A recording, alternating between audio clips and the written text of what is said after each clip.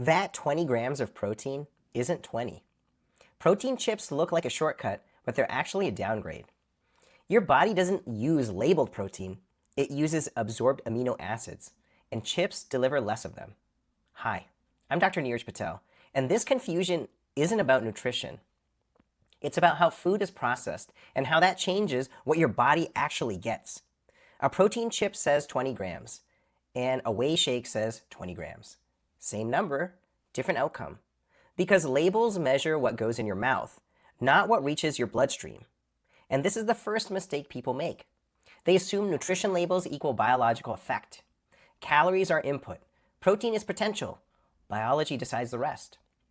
In control studies, processed protein snacks show 47 to 81% digestibility. Whey protein, over 95%.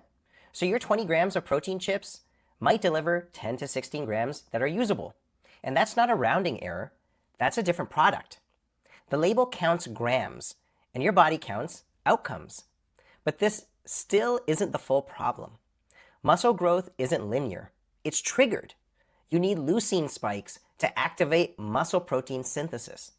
Whey shakes hit that spike fast. Protein chips don't.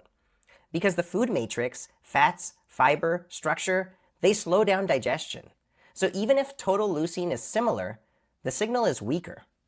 It's not just how much protein you eat, it's whether your body notices it. Now layer in processing.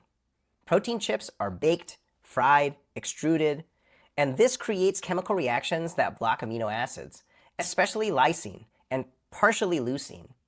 So now you have lower absorption, slower delivery, and weaker signaling from the same 20 grams.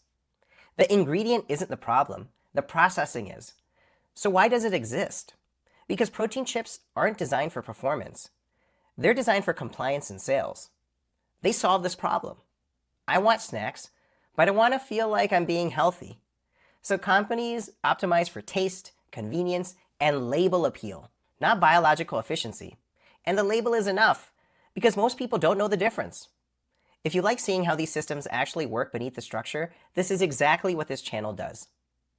Here's the deeper issue.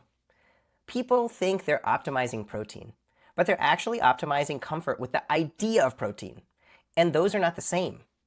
A shake is efficient. A chip is acceptable. So the market moves towards acceptable, not optimal. And over time, that gap compounds. This isn't about protein quality. It's about whether you're choosing biological results or psychological comfort.